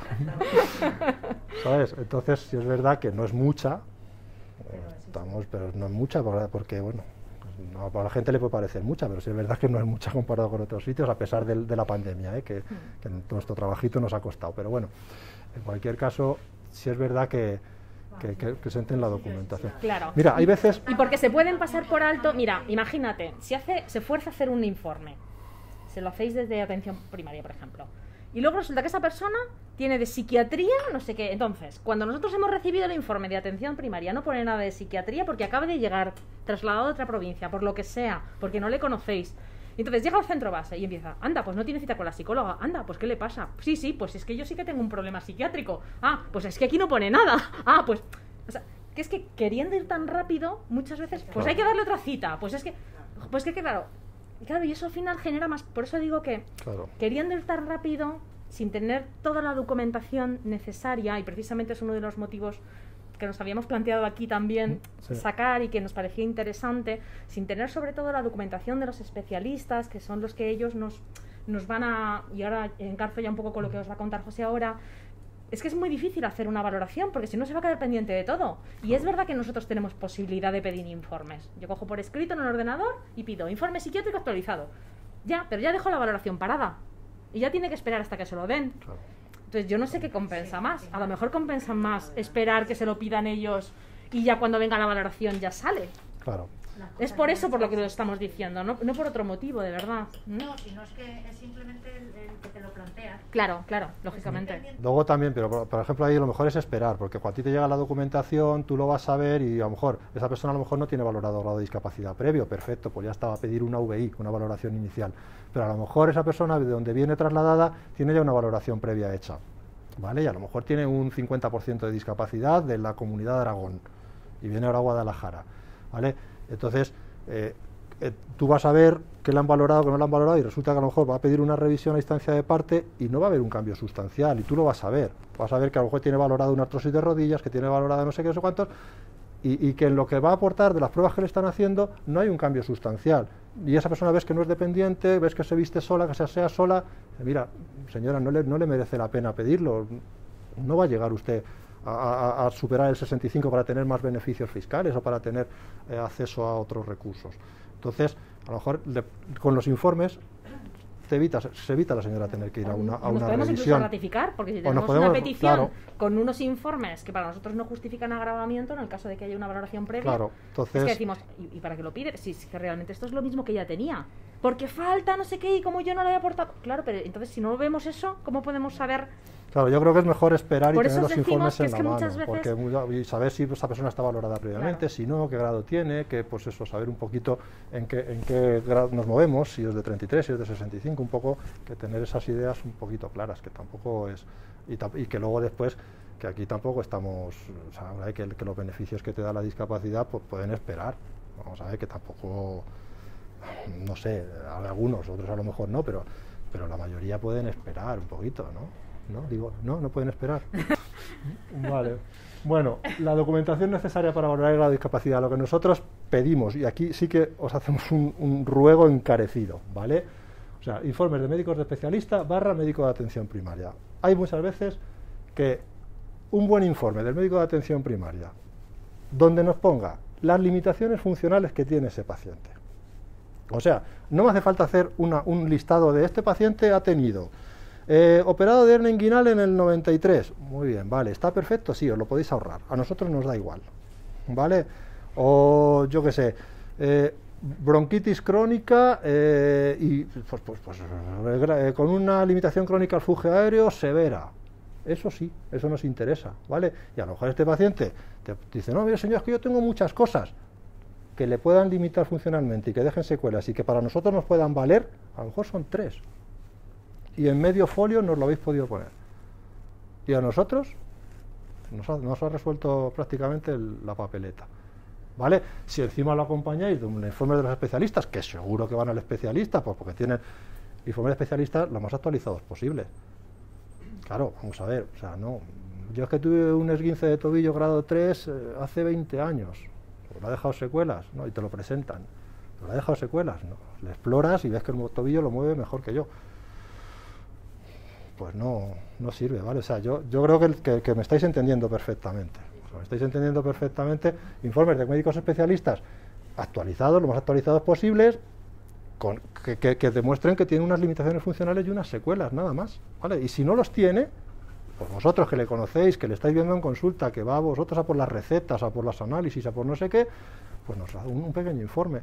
Sé que es sobrecarga de trabajo haceros, pero es que a nosotros sin informe no podemos valorar, porque lo que dice Maribel, lo estamos repitiendo toda la tarde, no diagnosticamos, no tratamos. Nosotros nos basamos en limitaciones funcionales y secuelas documentadas, ¿vale? Y ya tratadas y en las que son irreversibles, o sea, en las que no hay posibilidad de mejoría ni con tratamiento médico, ni quirúrgico, ni nada, ¿vale? Entonces, informes, pues hay veces que nos vienen.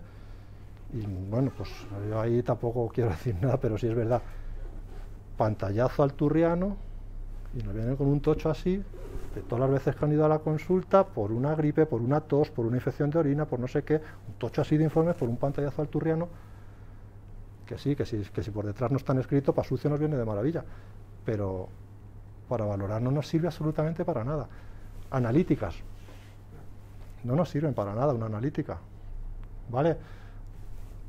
Hombre, porque normalmente, si por ejemplo tiene una analítica y es un paciente nefrológico, pues va a tener un informe del nefrólogo donde diga que tiene una creatinina de 17 y una enfermedad renal crónica estadio 5. Pues eso es lo que nos vale, no la analítica de la creatinina. ¿Vale? O sea que yo creo que es muy sencillo, o sea, es eso, es limitaciones funcionales. ¿Qué patologías tiene que le limiten funcionalmente en su día a día y que nosotros podamos valorar? ¿Vale? No es lo primero que hemos dicho, no es un listado de enfermedades lo que nosotros valoramos que se puedan sumar, ¿vale? O sea, eso, y la gente es que está muy equivocada, sobre todo cuando vienen a revisiones de instancia de parte. No, yo ya tengo un 47 por estas 3 cosas, bueno, como tengo 2 más, voy, me las suman, llego al 65 y me beneficio más, ¿no? Incluso a lo mejor puedes hasta perder el 47, porque has mejorado, porque te valoraron con artrosis en el 2000 y ahora estás estupendamente porque te han infiltrado con ácido hialurónico, que entonces no existía. y está mejor tu rodilla, así que no vengas, por si acaso. Si quieres, ven, pero bueno. Vale, pero eso, o sea, que es así, o sea, eso es yo creo que, no sé si estoy repitiendo mucho lo mismo, pero es que yo creo que, es que hemos venido a eso, a que os quede claro, a que os quede claro esas cosas. No, y porque el punto de conexión que tenemos y que a nosotros, pues eso, nos vincula muchísimo con vosotros, sobre todo a nivel de informes y a nivel que también se habla mucho, que nosotros hablamos con los psiquiatras o incluso alguna reunión hemos tenido en el centro base también para, a ver, porque es importante, ¿no? Nosotros en atención primaria sobre todo se ve mucha patología psiquiátrica también, bien, porque son pacientes psiquiátricos que llevan muchos años en psiquiatría, están estabilizados y sabéis que les dan el alta y ya los lleváis vosotros con el control de la medicación que le han prescrito, o por procesos afectivos. Ahora además se está viendo muchísimo con el tema del COVID, muchos trastornos adaptativos se ven, o sea, todo eso lo vemos mucho. Que no todos tienen una valoración, ¿de acuerdo? Porque creo que a veces, y ahí coincido con mi compañera Concha, que antes ha hablado un poco de diagnosticar demasiado, ¿no? Estas cosas de sobrediagnóstico, de que todo sea diagnosticado. Bueno, pues es que en la vida, desgraciadamente, a todos nos ocurren cosas y las emociones no son algo lineal, no son algo plano, se alteran. ¿Y se nos alteran cuando? Pues cuando nos pasan muchas cosas. Y la verdad es que hemos atravesado una época en la que a todos, en mayor o menor medida, se nos han alterado las emociones. El que sea necesario un apoyo farmacológico o psicológico no es suficiente para que esa persona tenga una discapacidad psicológica. Estamos hablando de secuelas, vuelvo otra vez a lo mismo. O sea, no estamos hablando de procesos puntuales. Otra cosa es que esa persona atraviese por procesos puntuales cada vez que tenga una situación estresante y que eso todos los años ocurra, ¿vale? Eso es otra situación. Y eso probablemente sería un diagnóstico psiquiátrico. Estoy hablando de cuando una persona atraviesa determinados momentos, pues por el fallecimiento de una pareja, porque incluso le ha sobrevenido una patología física. Esto vemos muchísimo desde el punto de vista psicológico. Una patología física de entidad que limita y asociada a un trastorno adaptativo. Pues a veces ocurre, pero a veces ocurre puntualmente. Solamente aquellos casos que persisten en el tiempo y que por intensidad, frecuencia, etcétera, persisten, son los que se pueden valorar, porque son los que llegan a una cronicidad. Pero el resto de trastornos adaptativos, pues chicos, yo qué sé. Pues claro, es que todo el mundo ha tenido alguna vez en su vida algún problema y le ha desestabilizado, ¿no? Digo yo. Entonces, no todo es discapacidad. No todo el mundo es discapacitado y mucho menos por ese tipo de cuestiones. Entonces, nosotros sobre todo requerimos mucho un informe psiquiátrico que nos hable un poco desde el inicio del diagnóstico de la patología o las patologías y con un diagnóstico, que a veces esto sé que es difícil porque tenemos muchos diagnósticos, si han cambiado de psiquiatra y han además ido por el circuito privado ya ni os cuento, tenemos como 4 diagnósticos que uno ya no sabe qué valorar, cuál de los 4, porque han ido cambiando. Entonces, a veces yo sé que esto es complicado, pero a nosotros nos dificulta un poco, pero bueno, en todo caso, el que a nosotros nos llegue que esa persona tiene una patología psiquiátrica que perdura en el tiempo, que ya se está haciendo crónica y que a pesar de los tratamientos sigue ocasionándole limitaciones. Eso es lo que nosotros le vamos a valorar, ¿vale? Entonces el informe psiquiátrico también nos ayuda muchísimo a determinar eso, y la evolución y todo eso, ¿vale? Vale, situaciones un poquito especiales. En el Real Decreto va por capítulos: musculoesquelético, respiratorio, cardiológico, endocrino, vale, visual, auditivo, etcétera, etcétera. Bueno, pues cada uno viene por sus clases funcionales, vienen sus baremos, vienen pues lo que limita y lo que le corresponde, qué grado le corresponde a cada limitación, que nosotros no nos inventamos nada, que todo está aquí, que no son sensaciones subjetivas. Uy, pues parece que no. O sea, está documentado, lo vemos, lo corroboramos, lo exploramos, vemos que es verdad y luego nos vamos a la tabla, clase funcional 2, entre 25 y 49, ahí sí ya que podemos manejarnos nosotros y ya le damos el grado correspondiente, pero que está todo aquí, que nosotros no nos inventamos nada, ¿vale? Pero, por ejemplo, espirometrías, la clase, desde el punto de vista respiratorio, bronquítico crónico, enfisematoso, pues, patologías respiratorias, ¿vale? Una neumoconiosis, bronquiectasias, espirometría, DLCO, o sea, pruebas funcionales respiratorias, eso es lo que nos vale, ¿de acuerdo? O sea, no es que tengo bronquitis crónica y tal, toso por las mañanas, tal, esputos verdes, no. ¿Qué espirometría tenemos? ¿vale? Y la espirometría, aquí, entre tanto y tanto, el FEP1, el FVC, ¿vale? El índice de tifeno, y eso nos da lo que sea, ¿vale? Entonces, cuando mandéis a valorar a un bronquítico, un enfisematoso, un enfermo respiratorio, espirometría, fundamental, si no se la vamos a pedir, y se va a demorar, ¿vale? Hasta que no nos la traigan no vamos a hacer el dictamen definitivo. Audiometrías, lo mismo, gente con problemas de audición, audiometría, lo más actualizada posible, ¿vale? Y en base a la audiometría, Real Decreto, tablas, punto. Y eso es lo que el grado de discapacidad va por ahí, ¿vale? Ahí sí que no se puede ser más objetivo. Y la vista, agudeza visual, campo visual, ¿vale? Agudeza visual, pues gente con cataratas, bueno, las cataratas, por ejemplo, pues es que tengo una agudeza visual y estoy en espera de que me operen de cataratas, muy bien, espérate a que te operen. Cuando te operen vas a ver de maravilla, pues va a ser un 0. Ah, pues de maravilla, pues ya no soy discapacitado. Pues mira qué bien, no veía un piejo y ahora veo de maravilla. Pues eso es lo que se trata. No, pero es que yo quiero ser discapacitado. Bueno, pues vale. Es que es verdad, muchas veces estoy en lista de espera para cataratas, pero es que ahora no veo nada. Bueno, pues es un proceso agudo, lo que hablábamos antes. No está en fase de secuelas, ¿vale? Pero bueno, una vez que está en fase de secuelas, un glaucoma crónico, que es un ángulo cerrado, tal, agudeza visual, campo visual, ¿vale? Fundamentalmente esas tres, espirometrías, audiometrías, agudeza visual, campo visual, eso es fundamental si queremos valorarlo, ¿vale? Los informes psiquiátricos, bueno, ya los hemos estado valorando un poquito, me he adelantado yo, vale, y he saltado. Y luego, otra cosa fundamental, hay muchas veces que nos vienen sobre todo abuelitos que piden dependencia y piden discapacidad, piden las dos cosas, y les dais el informe este para solicitar la dependencia, donde pone el listado de enfermedades, el tratamiento, no nos sirve para nada. Lo siento mucho, a lo mejor estoy hiriendo sensibilidades, no nos sirve para nada, ¿vale? Porque ahí no nos dice nada, ¿vale? O sea, no nos dice sí que ha tenido un listado de enfermedades, que tiene un tratamiento, pero ¿en qué grado? Pues yo que sé, bronquitis crónica, ¿dónde está la espirometría? ¿Sabes? O sea, esos informes para dependencia son obligatorios. Es que, claro, el informe que cuando quieren para el termalismo social, para la teleasistencia, esos informes que sobre todo los conocéis, que son 2 páginas, que se le pasa a veces un minimental, otras veces no, nos sirven prácticamente para nada, ¿vale?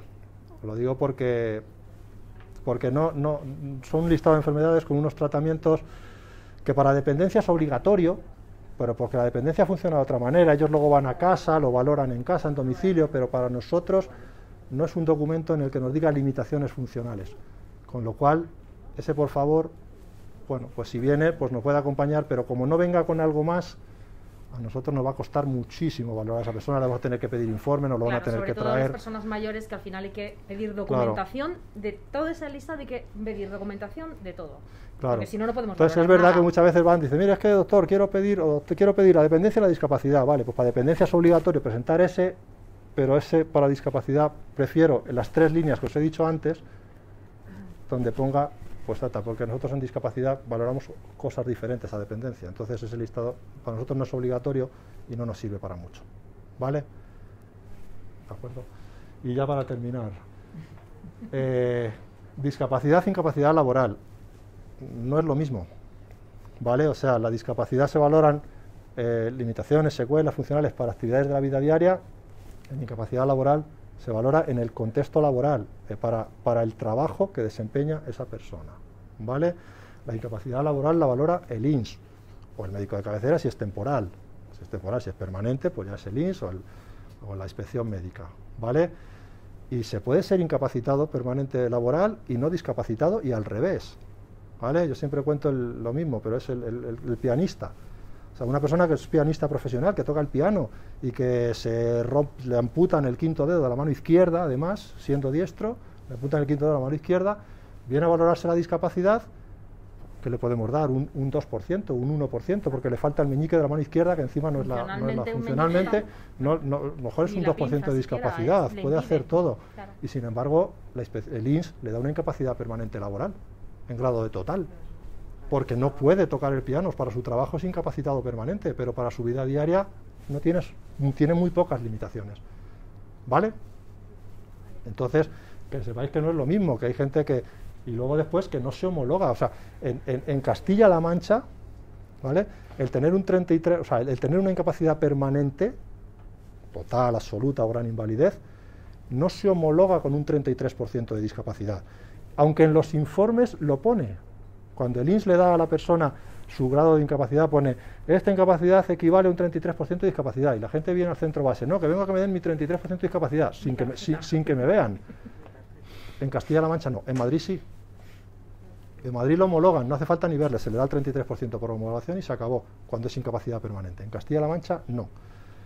Entonces hay mucha gente que viene trasladada de Madrid, incapacitado permanente, vienen al centro base, no, que venga por la tarjeta de discapacitado porque yo en Madrid lo era, aquí no, tiene usted que pasar, entonces tiene que solicitar usted una VI, una valoración inicial, pasar por el equipo técnico de valoración, y si llega usted al 33 lo será.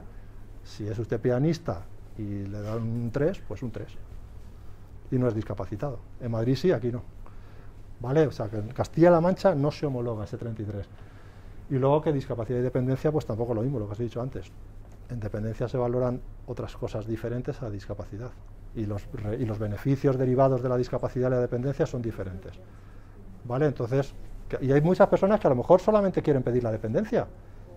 El abuelito que quiere una ayuda a domicilio porque vive solo y no se vale bien. Y a lo mejor solamente quiere que vaya 2 horas al día una señora a su casa a ayudarle a limpiar un poco la casa y demás, y tiene que pedir dependencia, y no es necesario a lo mejor que pida discapacidad, porque a lo mejor no le sirve para nada. A lo mejor pues porque tiene una pensión no contributiva, no tiene que declarar a Hacienda y no tiene beneficios fiscales, está en edad ya no de trabajar, con lo cual no va a encontrar un trabajo como discapacitado. ¿Para qué le sirve la discapacidad?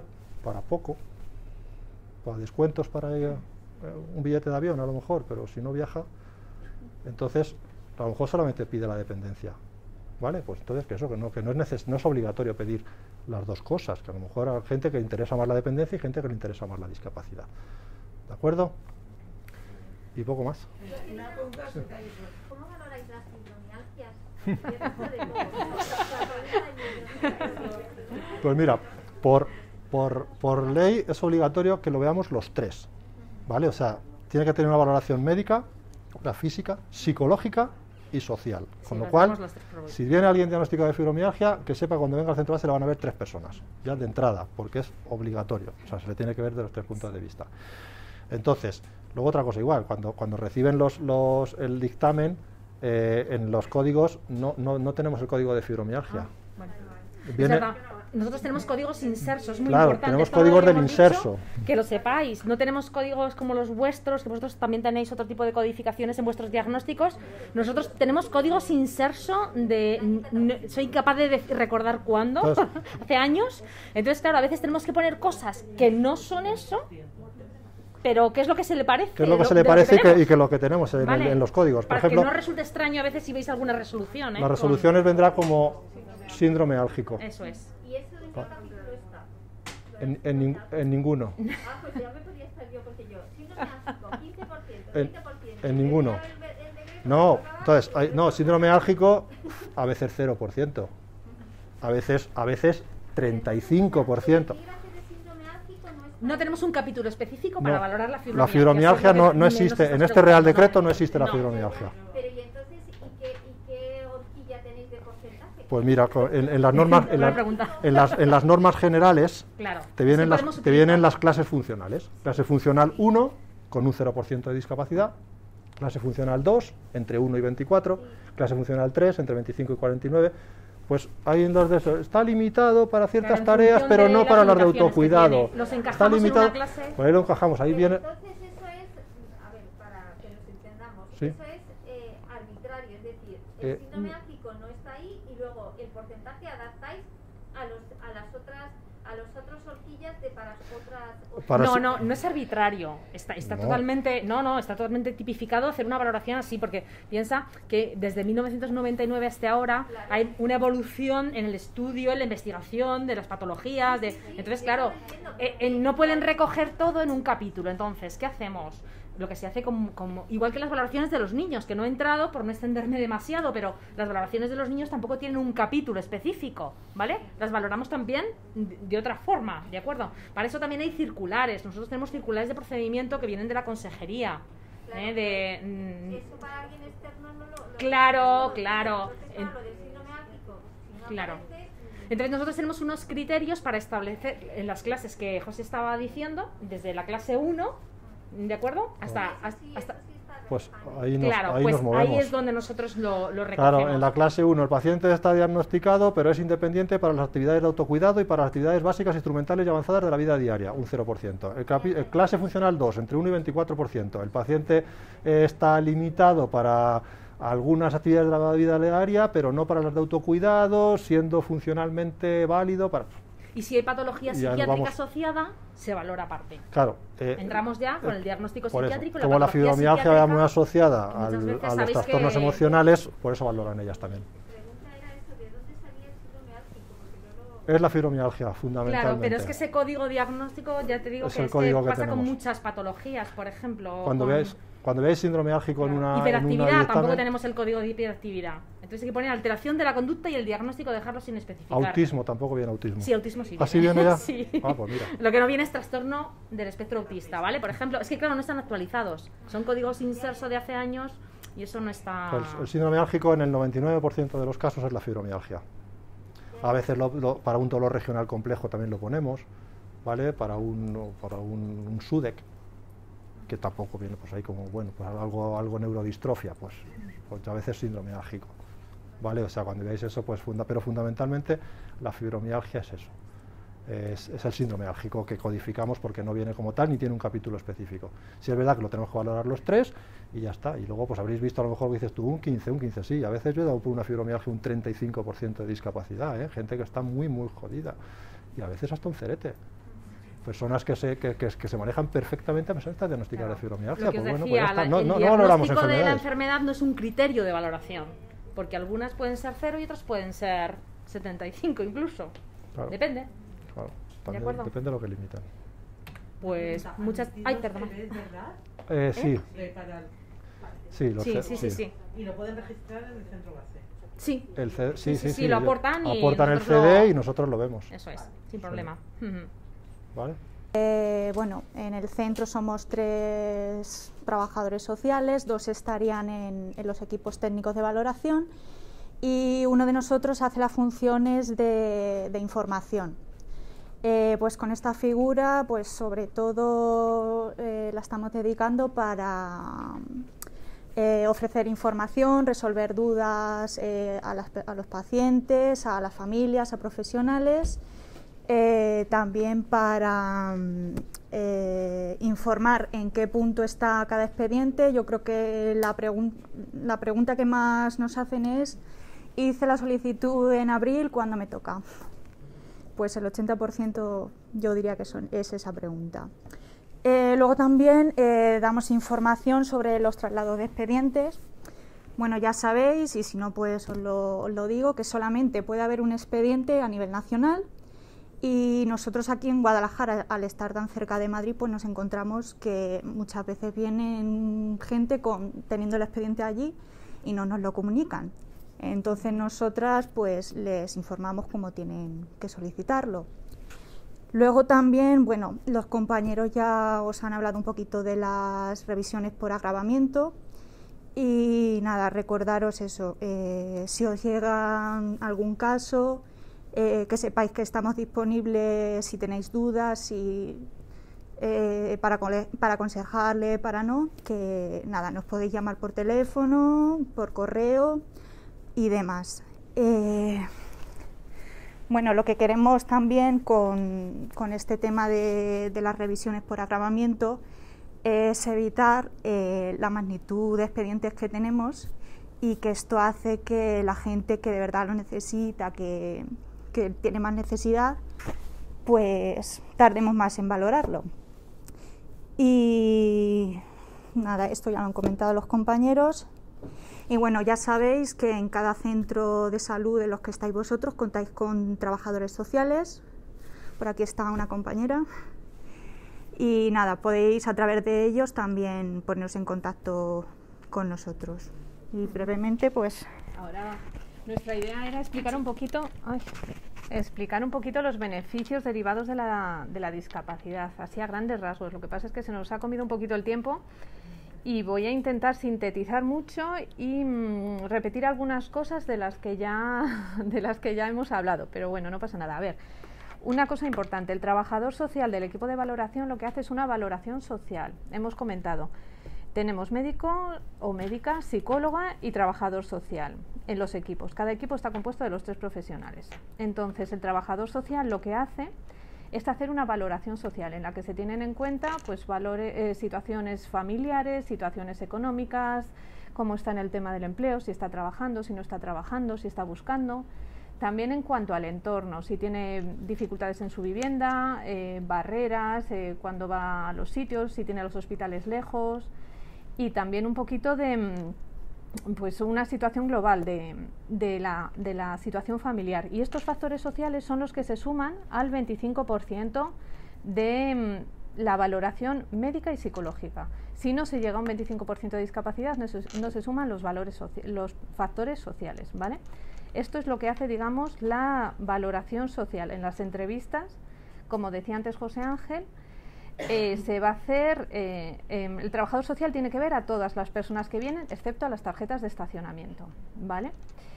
Luego, aparte, como decía Verónica, tenemos la figura del trabajador social de información, que tenemos demandas, pues a diario, muchísimas demandas de información.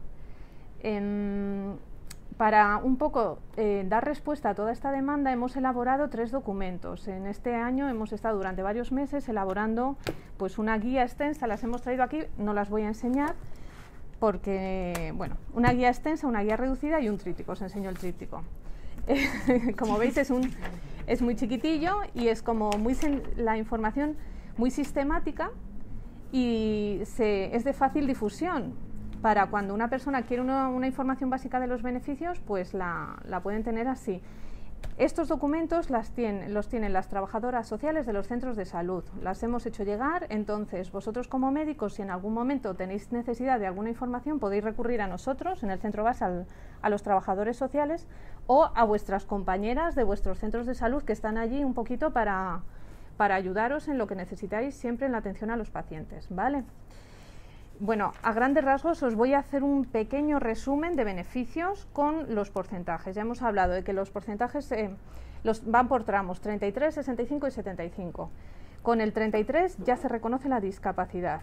Entonces, con el 33 se tienen beneficios ya, por ejemplo, lo que nos interesa mucho es a nivel laboral. Cuando la gente está buscando trabajo, muchas veces tiene limitaciones para buscar trabajo, pues por las secuelas de sus enfermedades.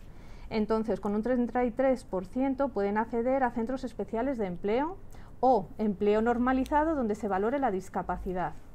Vale, es quizá el beneficio más interesante para la gente joven, sobre todo porque pues está bien tener ese beneficio para poder acceder al empleo. Y luego hay beneficios, pues por ejemplo a nivel fiscal, pues desgravaciones en Hacienda, en algunos impuestos, también descuentos en el transporte. En la tarjeta por guada, por ejemplo, hay un descuento añadido a la tarjeta por guada.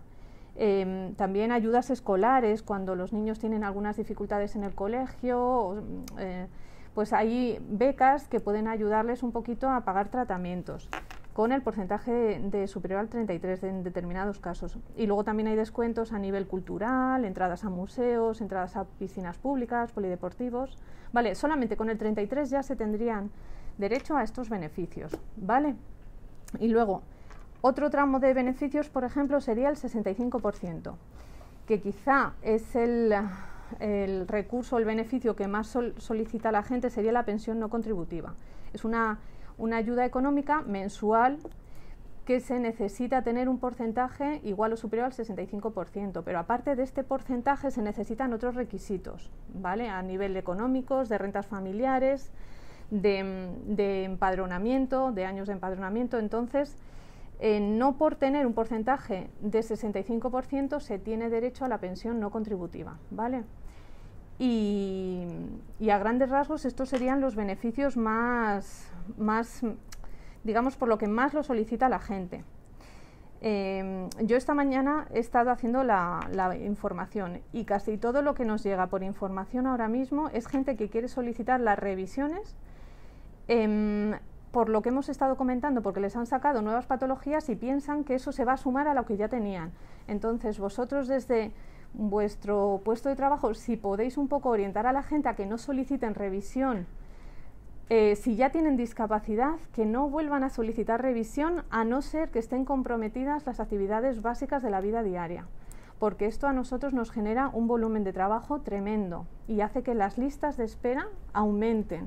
O sea, no sé, esta mañana pues habré de gente con un 35, con un 33, con un 47, que les han salido algunas enfermedades nuevas, incluso gente que estaba pendiente de operación, pues estaban solicitando revisión. Entonces es como, si no es necesario, si ya tienen los beneficios de la discapacidad.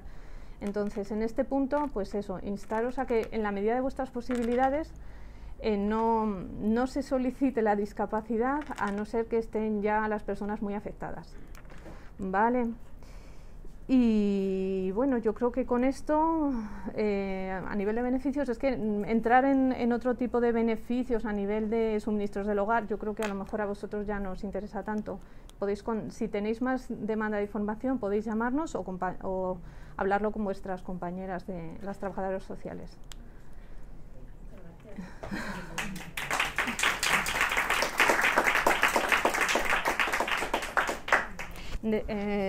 ¿Tenéis más preguntas, dudas que queráis preguntar?